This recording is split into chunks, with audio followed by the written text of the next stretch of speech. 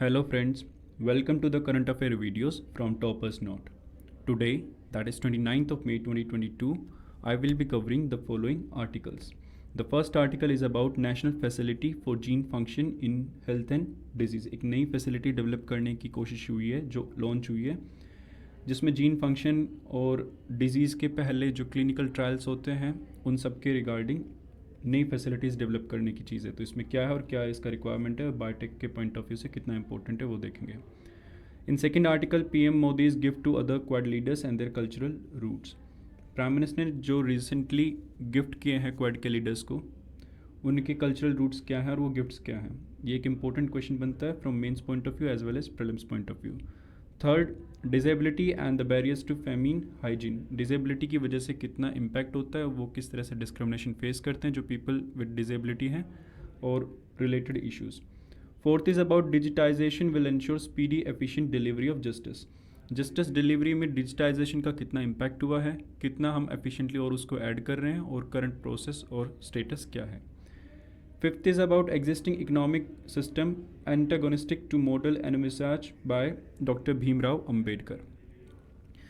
Doctor Bhimrao Ambedkar Baba Saheb का क्या क्या वैल्यूज़ थे, प्रिंसिपल्स थे, उनको किस तरह से यूज़ किया जा रहा है और कितना वो इनकॉर्पोरेट हुआ है प्रेजेंट सिस्टम में। And sixth is about India की stakeholder in Afghanistan as पर NSA। जो नेशनल सिक्योरिटी एडवाइज़र इंडिया के, उनका एक कमेंट क्यों आया और रिसेंट अपडेट उसमें क्या हुआ है। Let's start with the very first article. So this article is about National Facility for Gene Function in Health and Disease. Health and Disease को लेके कैसे एक नई फैसिलिटी को डेवलप किया जा रहा है। ये एस्टेब्लिश होगी Indian institute of science and education and research Pune, जो IISER पुणे में है, उसके अंदर ये फैसिलिटी को डेवलप किया जा रहा है। इसको फंड डिपार्टमेंट ऑफ बायोटेक्नोलॉजी कर रहा है। ये अपने काइंड की लार्जेस्ट फैसिलिटी होगी जो कि सप्लाई करेगी एनिमल मॉडल्स रिसर्च करने के लिए from a range of disease, चाहे वो कैंसर हो, डायबिटीज़ हो या फिर बाकी जेनेटिक डिजीज़ हो। उनकी स्टडी के रिगार्डिंग जो रिसर्च के लिए एनिमल्स की रिक्वायरमेंट होती है उनको प्रोवाइड करेगी, जिसमें रैट, माइज, रैबिट और जो भी कोई भी हाउस्ड होते, चाहे वो फ्लाइज हो और जिन पर रिसर्च किया जा सके, उनकी जो इम्पोर्ट करने की पहले रिक्वायरमेंट होती थी वो नहीं हो पाएगी और उनकी जगह एक बेटर रिप्लेसमेंट होगा इस इंस्टीट्यूट में। इसकी रिक्वायरमेंट क्या थी, जिस तरह से जेनेटिक डिजीज़ बढ़ रहे हैं, उनका बर्डन बढ़ रहा है ह्यूमन हेल्थ के ऊपर, तो एक अर्जेंसी है कि हम इंक्रीज़ करें ऐसी स्टडीज़ ताकि उनके क्योर से लेके उनका प्रिवेंशन तक हम इम्प्रूव कर पाएँ। ह्यूमन ट्रायल्स डायरेक्टली नहीं किए जा सकते तो वो सफिशिएंट नहीं होते। मैं अगर कोई भी नया रिसर्च डेवलप कर रहा हूँ या कोई मेडिसिन या कुछ भी नया प्रोसेस डेवलप कर रहा हूँ तो डायरेक्टली मैं ह्यूमन पे ट्रायल नहीं कर सकता। तो ह्यूमन ट्रायल से पहले सेल लाइन के ऊपर होता है, उसके बाद एनिमल्स पे ट्रायल होता है और एनिमल्स के ऊपर ट्रायल होने के बाद सक्सेसफुली हम ह्यूमन के ट्रायल्स पे आते हैं। सो उससे पहले जो एक्सपेरिमेंटल सेटअप्स होते हैं उनमें एनिमल मॉडल्स का यूज़ होता है जो कि बेहद इंपॉर्टेंट होता है। इसलिए जितने भी एनिमल, प्लांट या माइक्रो ऑर्गेनिज्म बेस्ड मॉडल है उनको सिग्निफिकेंटली डिप्लॉय किया जाता है ताकि हम स्टडी कर सकें एक टाइम बाउंड मैनर में। अब ह्यूमन के ऊपर जनरेशनल इम्पैक्ट आने में बहुत टाइम लगेगा, काफ़ी जनरेशन्स को डेवलप होने में हंड्रेड्स ऑफ ईयर्स लगेंगे, लेकिन एक फ्लाई, एक रैबिट या एक कोई और एनिमल जिनकी लाइफ पीरियड शॉर्ट होता है, वो इमीडिएटली हमें जनरेशन के बाद क्या इम्पैक्ट आ रहा है उसका एविडेंस दे सकते हैं। इसके अलावा जो एडवांस फैसिलिटी है कैपेसिटी बिल्ड करेगी, हमारी बायोलॉजिकल रिसर्च में असिस्ट करेगी और रिड्यूस करेगी जो नॉलेज गैप है in the understanding of pathogens. अब एनिमल्स की रिक्वायरमेंट क्यों है, why do we need animals, की हमें जो रिसर्च करना हम डायरेक्टली लैब में रिसर्च करें, एनिमल्स का एक्चुअली यूज़ क्या है। जो साइंटिस्ट है वो बेसिकली डिपेंड करते हैं स्मॉल एनिमल्स पे ताकि हम ह्यूमन डिजीज़ को पहले उनके ऊपर स्टडी करें, उनको इन्फेक्ट करते हैं फिर उनको ट्रीट करते हैं और जो इन्फेक्शन के बाद ट्रीटमेंट का उन पर कितना असर आया है, उनकी एनवायरनमेंट पे कितना असर आया है, मेडिसिन से कितना असर आया है, प्लेसिबो से कितना इम्पैक्ट आया है, वो सब चीज़ें टेस्ट होती है पहले एनिमल्स के ऊपर। जब भी कभी कोई एनिमल यूज़ होता है फॉर स्टडी पर्पस, बहुत केयरफुली उस एनिमल का चेक किया जाता है वेलबींग की, वो किस तरह से उसको रिएक्ट कर रहा है, उस पर क्या क्या इम्पैक्ट आ रहे हैं, टेम्परेचर से लेके बाकी सारे पैरामीटर्स बहुत माइन्यूटली स्टडी होते हैं। इस टाइम फ्रेम के दौरान जो एनिमल्स हैं वो बहुत अच्छे से ऑब्जर्व किए जाते हैं, ब्रेड किए जाते हैं, मतलब जनरेशन्स भी उनकी फर्दर जनरेशन पे क्या इम्पैक्ट आया वो भी चेक किए जाते हैं। तो एक माइस की जनरेशन में मे भी कुछ ईयर्स में देख पाऊँगा मल्टीपल जनरेशन, बट एक ह्यूमन की जनरेशन को मेरी खुद की एज भी सफिशेंट नहीं होगी। तो इस पॉइंट ऑफ व्यू से देखें तो माइस एक बहुत ईजी और सिंपल और फिजिबल एग्जाम्पल हमें प्रोवाइड करता है, जिसके थ्रू हम स्टडी कर सकते हैं इम्पैक्ट ऑन फर्दर जनरेशन्स। उनके बिहेवियर को मॉनिटर करना, उनका रिस्पॉन्स स्टिमुलाई को तरफ क्या आता है, मेडिसिन की तरफ क्या आता है, फिनोटिपिक वेरिएशन क्या आता है, जो दिखने में वेरिएशन होता है, एक होता है जीनोटिपिक और एक होता है फिनोटिपिक। फिनोटिपिक का मतलब कि दिखने में उनके अंदर क्या वेरिएशन आ रहे हैं, उनका फीडिंग बिहेवियर क्या है, और बाकी कोई हैबिट अगर चेंज हो रही है तो क्या हो रही है। अब टेक्नोलॉजिकल फैसिलिटीज़ इसमें क्या क्या होंगी, जो टेक्नोलॉजी की फैसिलिटी होगी उनमें जैसे मॉलिकुलर बायोलॉजी के लैब्स होंगे, माइक्रो इंजेक्शंस जो कि यूज़ किए जाते हैं एक सेल के अंदर जीन्स को इंजेक्ट करने के लिए, ये माइक्रो इंजेक्शन जीन गन वगैरह इस्तेमाल होते हैं, जिसमें साइंटिस्ट यूज़ करते हैं इनको कि नॉकआउट कर दे एग्जिस्टिंग जीन को एक डीएनए के अंदर से, और उस डीएनए के अंदर से एक पार्टिकुलर पार्ट को डिलीट करके दूसरा पार्ट इंसर्ट कर दें, जिसको हम आर्टिफिशियल जीन कहते हैं। और अगर कोई जैसे ये एक डीएनए है, इस डीएनए के अंदर कोई स्पेसिफिक पार्ट अगर इन्फेक्टेड है या उसमें कुछ गड़बड़ है तो उसको हटा के एक दूसरा पार्ट डाल दे जो बिल्कुल सही है, इससे पूरा जीन ठीक हो जाएगा और जो जेनेटिक डिसऑर्डर है वो ठीक हो जाता है। ये हम आज के टाइमिंग में मेजरली कर रहे हैं क्रिस्पर कैस9 के ज़रिए, जो कि बहुत बार क्वेश्चन में पूछा जा चुका है प्रीलिम्स में कि क्रिस्पर कैस9 का क्या रोल है और कैसे इसको किया जा सकता है। एक बहुत सिग्निफिकेंट मॉलिक्यूलर सीजर है ये, और बहुत ही प्रिसिशन के साथ कट करता है डीएनए को।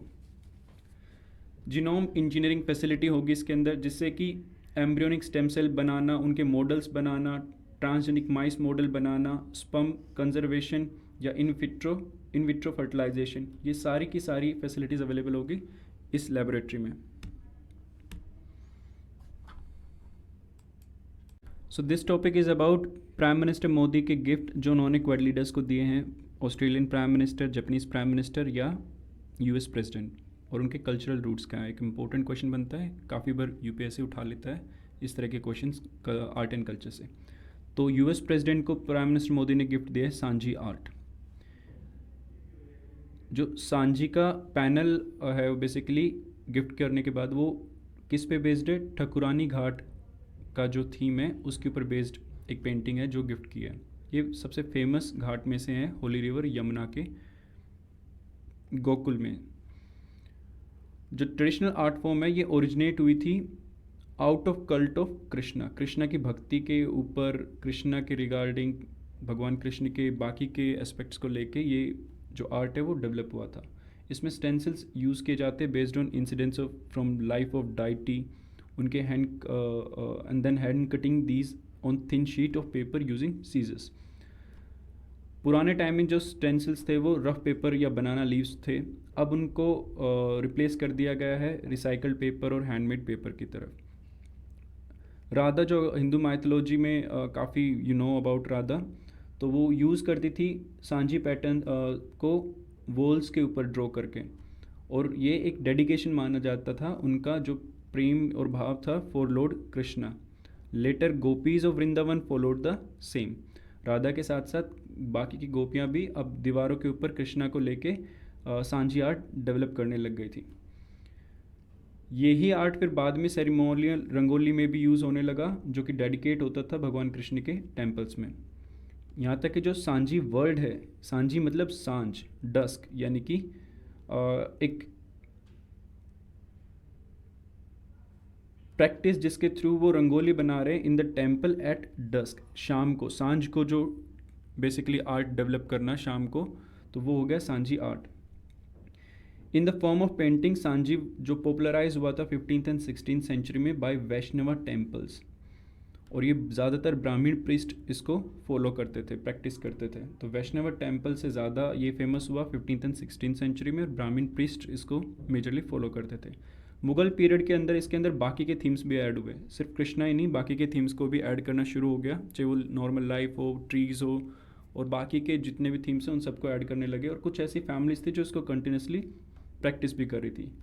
2010 के जब कॉमनवेल्थ गेम हुए तो जो पिक्टोग्राम्स डिज़ाइन किए गए थे वो बहुत ज़्यादा इंस्पायर्ड थे ट्रेडिशनल सांझी आर्ट से। दूसरा, Gond art painting for Australian prime minister Anthony Albanese. जो ऑस्ट्रेलियन के नए प्राइम मिनिस्टर आए थे उनको गोंड आर्ट गिफ्ट में दिया। ये एक ऐसी पेंटिंग है जो कि one of the largest tribal groups practice करता है, गोंड कम्युनिटी, जो कि मध्य प्रदेश में है। ये आर्ट में विजुअल फॉर्म है, जो ट्रेस किया जाता है वो जनगढ़ शाम की तरफ जाता है, जिन्होंने शुरुआत लगभग की थी, जिसने 1970-80 के दौरान इनको ड्राइंग किया था लार्जली ओरल मिथ्स के ऊपर।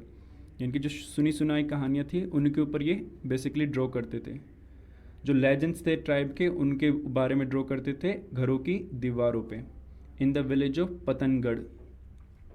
उनके टैलेंट को एक्चुअली देखा जे स्वामीनाथन ने, जिन्होंने उनको इनवाइट किया to work at Bharat Bhavan in Bhopal in the early 80s। जो dotted pattern, jagged pattern, dots, waves, squiggle, ये जो जितने भी है, और यहाँ तक कि टेल गॉड एंड गॉडेसेस के उनकी कहानियाँ, और कुछ फूल पत्तियाँ भी जो डी फॉरेस्ट के होते हैं, वो सब यूज़ होते थे और बनाए जाते थे इस आर्ट में in the state of Madhya Pradesh. इस आर्ट को ग्लोबल रिकॉग्निशन भी मिला क्योंकि काफ़ी फेमस हुआ। उसके बाद काफ़ी गोंड आर्टिस्ट ने प्रोमिनेंस और रिकॉग्निशन गेन किया, चाहे वो भाजू श्याम हो, वेंकट श्याम हो, दुर्गा बाई व्याम, राम सिंह उर्वती एंड सुभाष व्याम, बाकी भी बहुत से हैं। प्राइम मिनिस्टर ने जो गिफ्ट दिया है ये गोंड आर्ट के साथ साथ एक पॉपुलर मोटिव को रिप्रेजेंट करता है, द ट्री ऑफ लाइफ, जिसके बहुत ही इंट्रिकेट पैटर्न्स है, लाइन्स है, जो कि ट्रेडमार्क है गोंड आर्ट का। सो ना सिर्फ गोंड आर्ट का एक पेंटिंग उन्होंने गिफ्ट किया है, बल्कि वो एक ट्री ऑफ लाइफ को सिग्निफाई करता है, जो कि काफ़ी फेमस और पॉपुलर भी है। नेक्स्ट है वुडन हैंड कार्व्ड बॉक्स, और उसके अंदर रोगन पेंटिंग, जो Japanese prime minister Fumio Kishida को गिफ्ट में दिया है। प्राइम मिनिस्टर मोदी ने जो गिफ्ट में दिया है वो एक हैंड कार्व्ड ब्राउन कलर का वुडन बॉक्स है, जो कि गोल्ड और वाइट रोगन पेंटिंग के साथ एक ग्रीन कपड़े के ऊपर सेंटर के अंदर डिज़ाइंड है। जो रोगन है वो एक फॉर्म ऑफ क्लॉथ पेंटिंग है, कपड़ा पेंटिंग जिसको कह सकते हैं, कागज़ पे नहीं बनाई जाती। That is considered to be more than 4 century old, लगभग 4 सदियों से चली आ रही है, एंड प्राइमरली कच्छ डिस्ट्रिक्ट जो गुजरात में है उसमें प्रैक्टिस की जाती है। जो वर्ड रोगन है वो पर्शिया से आया है, जिसका मतलब है वार्निश या तेल, oil. The craft uses paint, जो कि बॉइल्ड ऑयल हो, वेजिटेबल डाइज हो, कैस्टर शीट से निकाला गया हो या हाथ से निकालो, या कैसे भी एक्सट्रैक्ट करके ऑयल को बेसिकली यूज़ करना, उस ऑयल को फिर पेस्ट में कन्वर्ट करना बॉईल करके, एक कलर्ड पाउडर उसमें डाइल्यूट करना वाटर के साथ और मिक्स करना पेस्ट के अंदर, ताकि डिफरेंट कलर्स भी बनाए जा सके, जिनको स्टोर भी किया जा सकता है मिट्टी के घड़ों में। आर्टिस्ट स्मॉल जो है वो क्या करता है, एक छोटी सी अमाउंट को लेके पेंट पेस्ट को अपने हाथ में डालता है, मतलब मिक्स करता है विद अ रोड, और टेक्सचर के अनुसार फैब्रिक के ऊपर लगाता है। कभी भी road never really come in contact with the fabric, road कभी भी नहीं आती, सिर्फ कलर आता है। बाई मूविंग इट अबव, हमेशा उसके ऊपर से ही मूव करता है, वो सिर्फ कलर उसको टच करता है। जो आर्टिस्ट है स्केच करता है thin lines on the fabric, बहुत ही थिन लाइन स्केच करता है, और सिर्फ half of the fabric is painted. उस हाफ फैब्रिक को पेंट करने के बाद फोल्ड कर देते हैं, जो कि मिरर इमेज बना देता है उस पेंटिंग की। तो पूरी पेंटिंग डिज़ाइन नहीं होती है, सिर्फ हाफ होती है, और उसको फोल्ड करने के बाद दूसरी तरफ उसका इम्प्रेशन आ जाता है, जो उसकी मिरर इमेज होती है। ओरिजिनली सिर्फ आदमी इसको प्रैक्टिस करते थे, बट ओवर टाइम वुमेन भी गुजरात में इसको अब प्रैक्टिस और परस्यू करने लगी हैं। इससे पहले प्राइम मिनिस्टर मोदी ने जो रोगन पेंटिंग है वो क्वीन ऑफ डेनमार्क मार्गरेट 2 को भी गिफ्ट में दी थी, अभी रिसेंटली जब वो यूरोप की यात्रा पे गए थे on a 3-day Europe visit Indo Nordic summit के दौरान। इनके कुछ ये है सांझी आर्ट का जो गिफ्ट दिया है प्रेसिडेंट जो बाइडेन को। ये वो आर्ट है ट्री ऑफ लाइफ, जो Gond art prime minister Anthony Albanese को गिफ्ट दिया है। ये घाट की, जो कि गोकुल का घाट है। और अगला है ये ग्रीन कपड़े के ऊपर designed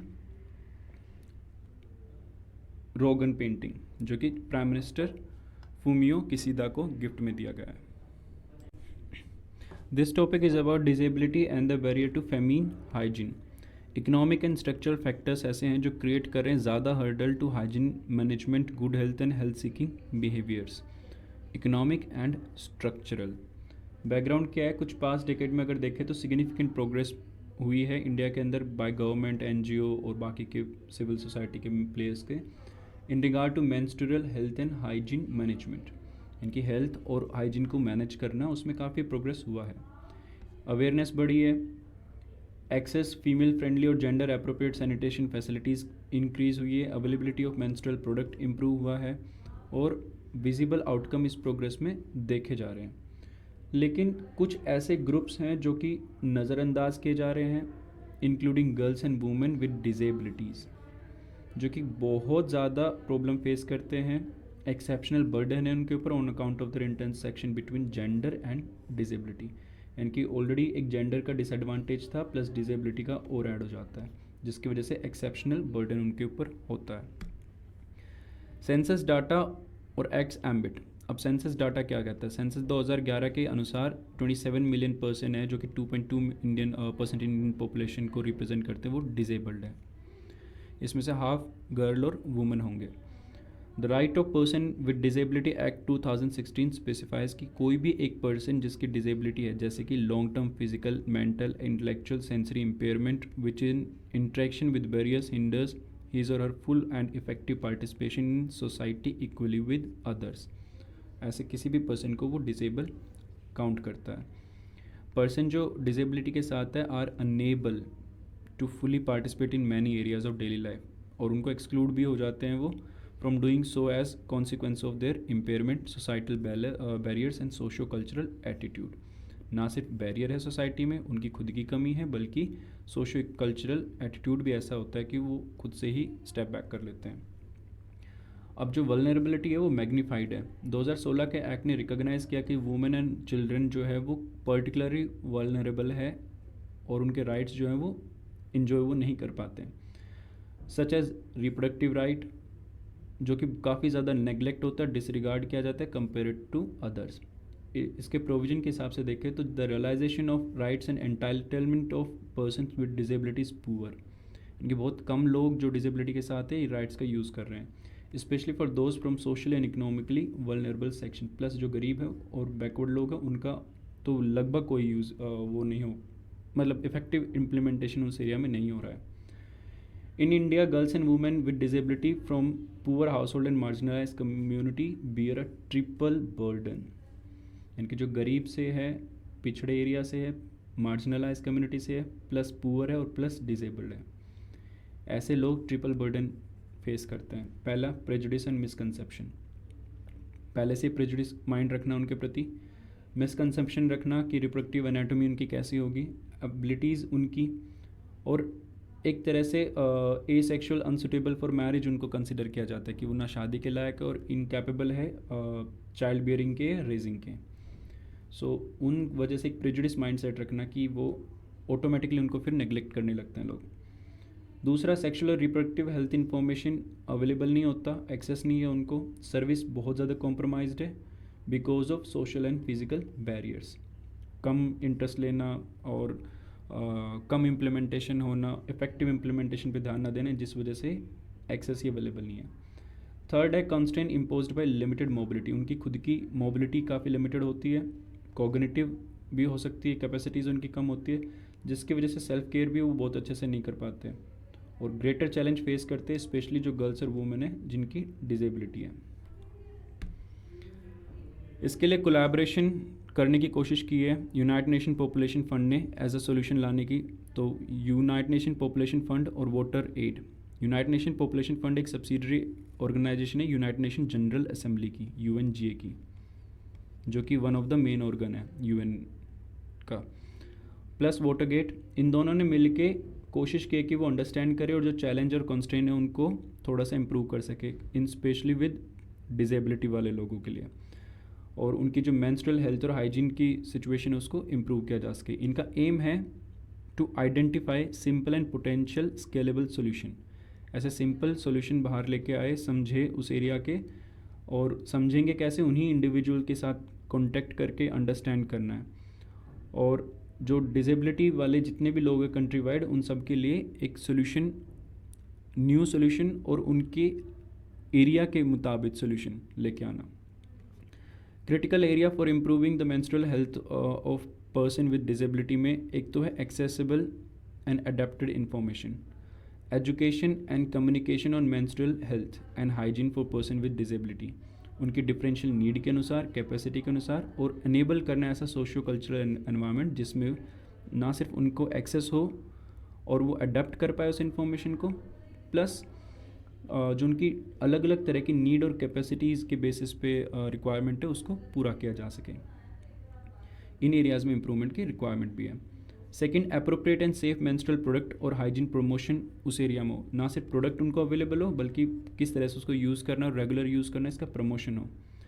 national family health survey 4 के अनुसार फ्यूअर देन 2/3 ऑफ गर्ल्स और women with disability aged between 15 to 24 use hygienic menstrual protection method, यानी बहुत कम लोग, 2/3 से भी कम लोग यूज़ करते हैं प्रोटेक्शन मेथड को, हाइजीन वाले, जैसे pads and other things.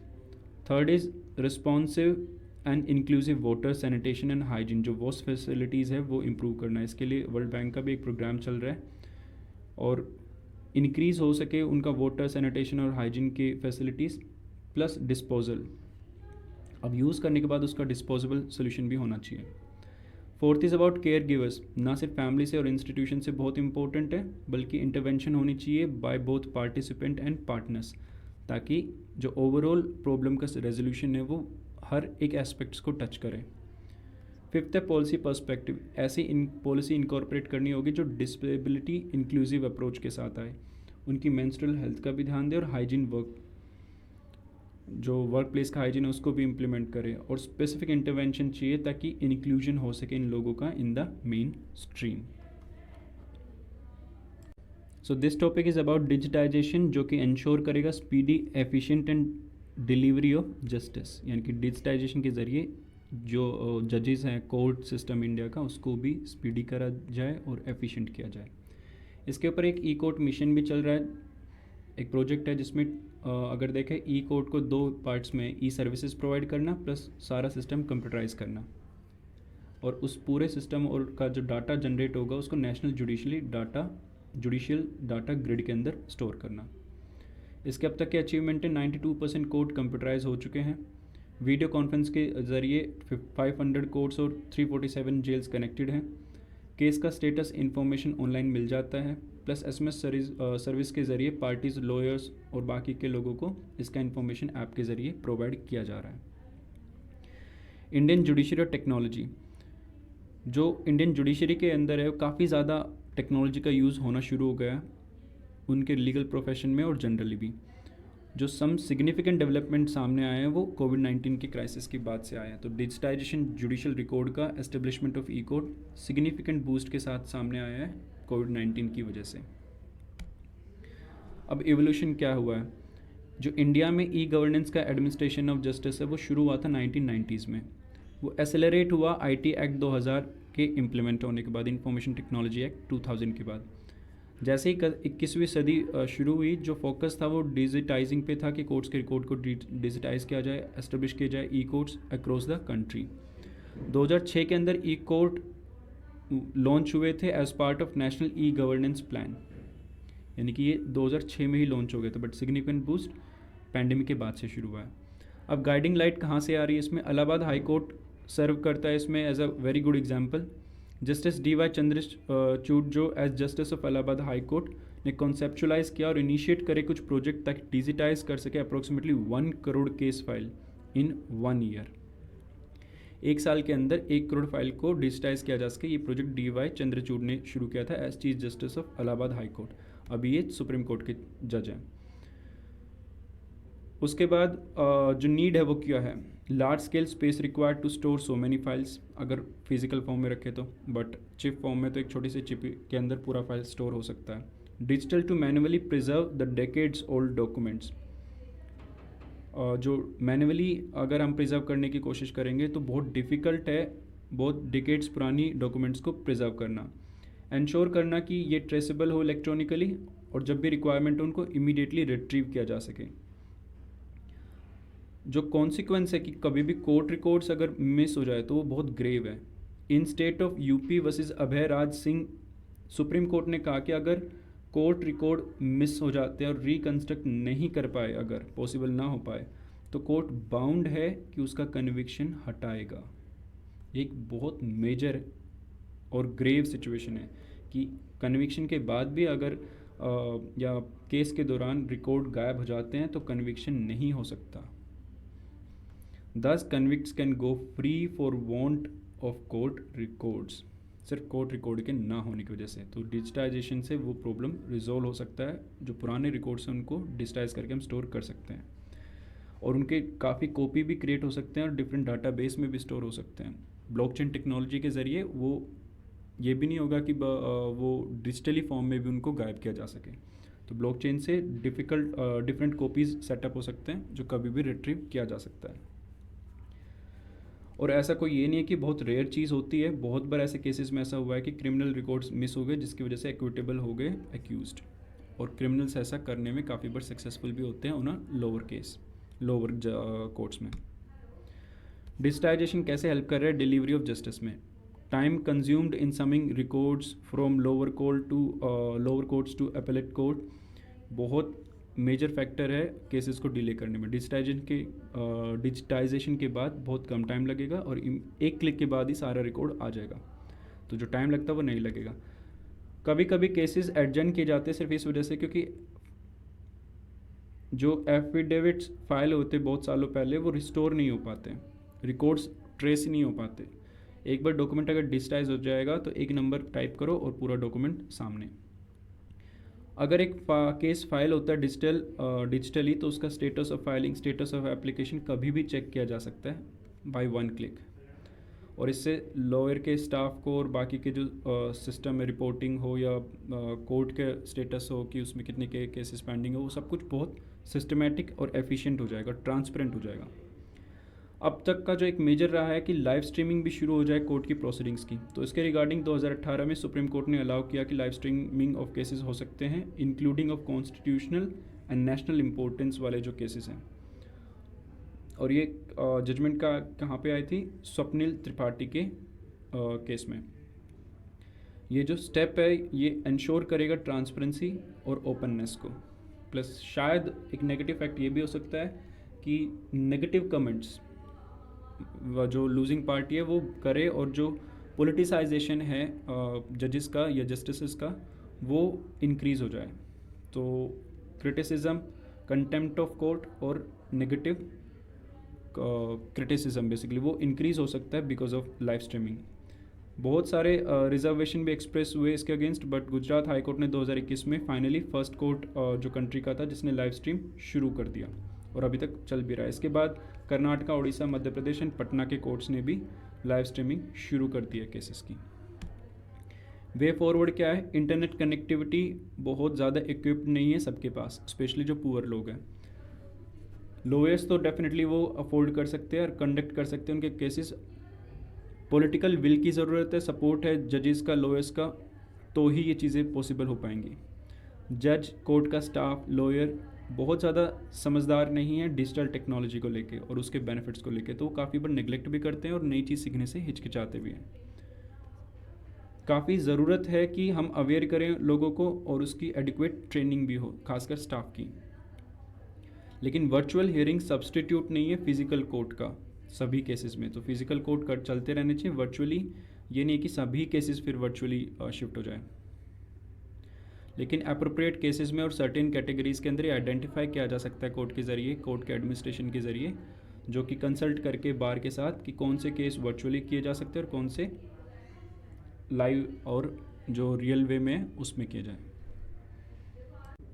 This topic is about existing economic system जो कि एंटागोनिस्टिक है, जो विजन था डॉक्टर भीमराव अंबेडकर का।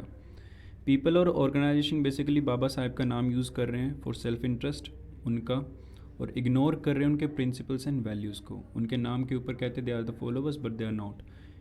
ये कंट्री के अंदर लीडर्स को भी लेके है, चाहे वो पॉलिटिकल हो या वैसे हो, सोशल लीडर्स हो या फिर फ़ॉरेन में हो। फ़ॉरेन में भी काफ़ी ऐसे स्टेट्स हैं, यूएस के अंदर स्टेट्स हैं जो इसको काफ़ी सेलिब्रेट कर रहे हैं और बाबा साहब के प्रिंसिपल्स को नेम को बेसिकली यूज़ कर रहे हैं, जबकि प्रिंसिपल्स को इम्प्लीमेंट नहीं करते और कॉन्ट्रडिक्ट करती है उनकी पॉलिसी उनके प्रिंसिपल्स को। तो ये बहुत वर्दी होगा कि हम रिविज़िट करें जो उनके साइलेंट फीचर्स है उनके काम का, स्पेशली जो उनकी इकोनॉमिक डेमोक्रेसी का विजन था उसको, ताकि आज के लिए कुछ लेसन ड्रॉ कर सकें। बाबा साहब का काम क्या था? 1928 में बाबा साहब ने स्ट्रगल किया to get maternity benefit bill Bombay legislative council के अंदर पास हो जाए। वो उस टाइमिंग पे तो नहीं हुआ 1928 में, बट 1934 में definitely was taken up by Madras legislative council, not Bombay. 1942 में उन्होंने कोशिश किया चेंज हो जाए work timing from 8 hours per day to 8 hours per day from 12 hours. 12 घंटे की शिफ्ट 8 घंटे में कन्वर्ट हो जाए, ये बहुत कोशिश किया उन्होंने 1942 में। आयरनिकली पैंडमिक के दौरान 12 घंटे की शिफ्ट करने का प्रावधान आया था बाय सेवरल स्टेट गवर्नमेंट्स, जो कि बहुत आयरनिक और बहुत एक रॉन्ग स्टेप देखा जा सकता है लेबर राइट को देख के। अनइक्वल पे जो उनका प्रोसेस है आज के टाइमिंग में, प्रोसेस ऑफ कॉन्ट्रेक्चुअलाइजेशन, इनफॉर्मलाइजेशन या कैजुअलाइजेशन ऑफ लेबर, वो बहुत ज़्यादा बढ़ गया है, जिसकी वजह से इनइक्वालिटी भी बढ़ रही है, खासकर एम्प्लॉयर और एम्प्लॉय के बीच में। हाई पेड परमानेंट जॉब्स जो एम्प्लॉयज़ हैं उनको तो रखते हैं, लेकिन लो पेड वाली जितनी भी जॉब्स उनको कॉन्ट्रैक्ट और टेम्प्रेरी बेसिस पे रखते हैं। कॉन्ट्रैक्ट वर्कर जो है वो 15.5% 2001 के आसपास के टाइमिंग से बढ़ के आज 27.9% हो गए। टोटल वर्कफोर्स के 27.9% कॉन्ट्रैक्ट वर्कर है बाय 2015-16, जो पैंडेमिक के दौरान और बढ़ गए होंगे। और स्टेट जैसे बिहार, उत्तराखंड, उड़ीसा, इनके majority of organized manufacturing workforce contractual है, जबकि ये प्रोहिबिटेड है by contract labour regulation and abolition act 1970। और जो कॉन्ट्रैक्ट वर्कर है वो काफ़ी कम पे किए जाते हैं सैलरी और वेजेस जो एक परमानेंट एम्प्लॉय लेता उसके मुकाबले। ये वॉयलेशन भी है लॉ का, प्लस आर्टिकल 141 ऑफ कॉन्स्टिट्यूशन जो कि ऑब्जर्व किया सुप्रीम कोर्ट ने 2016 में। अगर हम PLFS का डाटा देखें, पीरियडिक लेबर फोर्स सर्वे का 2017-18 में, तो जो रेगुलर वर्कर है वो 45% लेस पेड है देन 10,000 अ मंथ। इनकी 45% जो हमारी वर्क फोर्स है, रेगुलर वर्कर है, वो 10,000 से कम कमाते हैं। 72% जो वर्क फोर्स है वो 18,000 से कम, जो कि बहुत इनसिग्निफिकेंट है आज के करंट ट्रेंड को देखें तो। इमरजेंस है नई क्लासेस का, नई क्लासेस बन रहे हैं, नए कॉन्ट्रडिक्शंस आ रहे हैं सामने, जिनसे थ्रेटन हो रहा है डेमोक्रेटिक एग्जिस्टेंस और secular fabric of the country. नई क्लासेस का डेवलप होना, डिफरेंट वेज के सिस्टम डेवलप होना, नए नए इकोनॉमिक और लेवल्स डेवलप होना, जिनकी वजह से प्रॉब्लम सामने आ रही है। Ambedkar was clear that a continued existence of inequality and tyranny will be a death knell for Indian democracy। यानी कि इनइक्वालिटी नहीं होनी चाहिए और टायरनी ऑफ मेजोरिटी तो डेफिनेटली नहीं होनी चाहिए। उनके प्रिंसिपल्स, अंबेडकर ने एस्टेब्लिश किया equal pay for equal work irrespective of gender. जब वो मेंबर थे वायसरॉय काउंसिल के, तब भी उन्होंने ये प्रिंसिपल इंक्लूड किया DPSP में भी, इंडियन कॉन्स्टिट्यूशन के, इनकी directive principle of state policy में भी इसको इंक्लूड किया। Women still continue to receive on an average 70 to 90 rupee a day less than man as both formal and informal workers. यानी कि पर डे के हिसाब से 70 से 90 रुपये कम अर्न करती है women comparative to man same job के लिए। Informal workers constitute 93% of total sector workforce in India. जो इनफॉर्मल वर्कर्स है वो 93% कॉन्स्टिट्यूट करते हैं, इनकी सिर्फ 7% ही फॉर्मल है। जो बाकी के कॉन्ट्रीब्यूशन थे अम्बेडकर के, वो थे इंस्टीट्यूशनलाइज करना लॉ का related to worker insurance, minimum wage, worker welfare, जो कि बहुत सिग्निफिकेंट है। यानी कि जो कॉन्ट्रीब्यूशन है डॉक्टर भीमराव अम्बेडकर जी का, बाबा साहब का, वो काफ़ी है इंश्योरेंस के मैटर में, मिनिमम वेज के मैटर में और उनके वेलफेयर के मैटर में, जो एक स्टैंडर्ड सेट कर देता है। तो बहुत ज़्यादा सही टाइमिंग है ये कि हम उनके आइडियल्स को मैच करें और स्टैंड करें उन पे, ना सिर्फ उनकी बात करके छोड़ दें। अंबेडकर जी का विजन क्या था? एक तो वो बहुत स्ट्रॉन्गली आर्ग्यू करते थे कि साइमल्टेनियसली सब्सटेंसिव क्वेश्चन को एड्रेस किया जाए।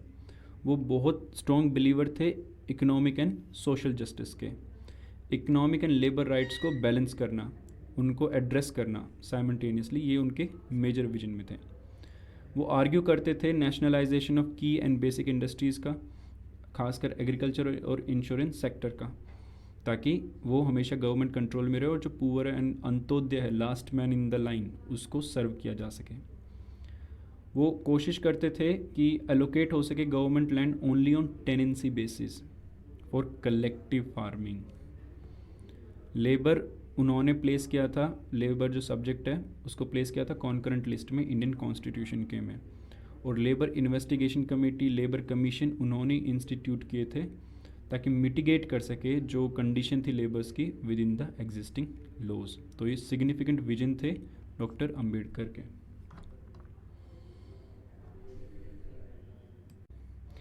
Next topic is about India की स्टेक होल्डर इन अफगानिस्तान। ये नेशनल सिक्योरिटी एडवाइज़र का कहना है। नेशनल सिक्योरिटी एडवाइज़र ने स्ट्रेस किया है, अजीत डोवाल जी ने, कि India remains a very important stake holder.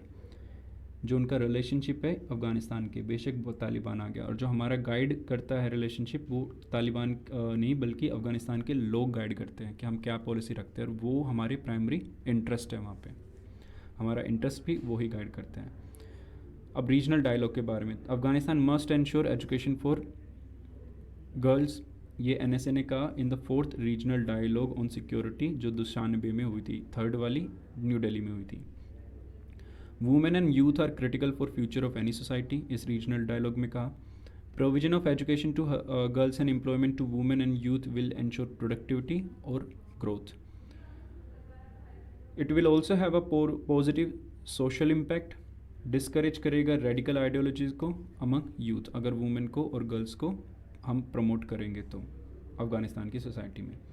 Special relationship with the people of Afghanistan, जो कि सदियों पुराना है, वो ही गाइड करेगा इंडिया की अप्रोच को, ना कि प्रेजेंट गवर्नमेंट या प्रीवियस गवर्नमेंट। प्रेजेंट को तो एडमिनिस्ट्रेशन कहेंगे, not using the word government. In the past few weeks international call for Taliban, ताकि वो जो गर्ल चाइल्ड है उनको पढ़ने दें सेकेंडरी स्कूल्स में फ्रॉम ग्रेड 6 to 7 अलाउ करे, जो उन्होंने बैन किया हुआ है। जैसे काफ़ी कॉल्स आए इंटरनेशनली कि वो शुरू करे। India was part of United nation security council की स्टेटमेंट जिसमें क्रिटिसाइज़ किया गया तालिबान के एक्शंस को, और जो बाकी के रिस्ट्रिक्शंस उन्होंने वुमेंस पे लगाए हैं, एजुकेशन पे लगाए उनके, और एम्प्लॉयमेंट पे। टेररिज्म के मैटर में जो हाईलाइट थे वो ये थे कि enhance the capability of Afghanistan to counter terrorism and terrorist group which pose a threat to the regional peace and security. Plus government is prepare to distinguish between Afghan regime and transnational terror groups. ये एक important point है, इनकी Afghan regime Taliban और transnational terror groups जो उसके अंदर काम कर रहे हैं अफगानिस्तान में, चाहे वो हक्कानी नेटवर्क हो या बाकी के ISI खुरासान हो, ये जितने भी, इनको हम डिस्टिंग्विश करने के लिए प्रिपेयर्ड हैं। While India has refused to recognize Taliban regime, it has engaged Taliban officials in Doha and other locations since its takeover in Kabul August 2021। Engage ज़रूर करे पर रिकॉग्नाइज नहीं किया है, और हम डिस्टिंग्विश करने के लिए तैयार हैं तालिबान के और बाकी के जो टेरर ग्रुप्स वहाँ पे ऑपरेट कर रहे हैं उनके बीच में। प्लस अभी रिसेंटली एक डायरेक्ट कॉन्टैक्ट भी हुआ है between the Kabul administration and the ministry of external affairs. Humanitarian aid के मामले में इंडिया ने 17,000 metric ton wheat already supply कर दिया है out of total commitment of 50,000 metric ton, क्योंकि वहाँ पे बेहद डिफ़िकल्ट सिचुएशन है for food security. Vaccine doses provide किए हैं कोविड-19 की, पोलियो की, जो कि अर्जेंटली नीडेड थी। प्लस जो भी अर्जेंट नीडेड मेडिसिन है, विंटर क्लॉथिंग है, वो भी हमने फ़्लाइट्स के ज़रिए काबुल में पहुँचाई है। और जो वीट है वो हम पाकिस्तान के बॉर्डर के थ्रू पहुँचा रहे हैं, ऑन लैंड बॉर्डर अफ़गानिस्तान में। इसके अलावा जो इंडिया का हेल्पिंग हैंड अगर हम देखें तो टोटल अब तक हमने $3.1 बिलियन 2001 से सपोर्ट किया है, जो कि हाईएस्ट है among any other country.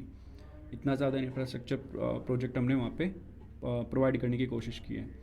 Dilaram और जरंज की जो ये लाइन है ये भी हमने डेवलप किया है। 218 किलोमीटर का ये बेसिकली वेस्टर्न अफ़गानिस्तान के अंदर रोड नेटवर्क प्रोजेक्ट हमने कंप्लीट किया।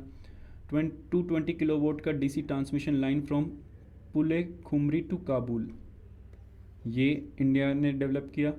Salma dam power project Herat province में वो हमने डेवलप किया। Plus Afghan parliament, Indira Gandhi institute of child and health and Habibia school, दोनों ही हमने काबुल के अंदर डेवलप किए। प्लस सब स्टेशन भी हम पावर के डेवलप कर रहे हैं इन अफ़गानिस्तान।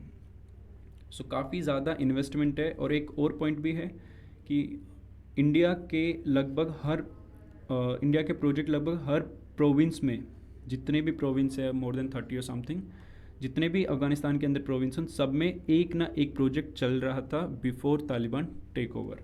सो we had significantly invested in Afghanistan.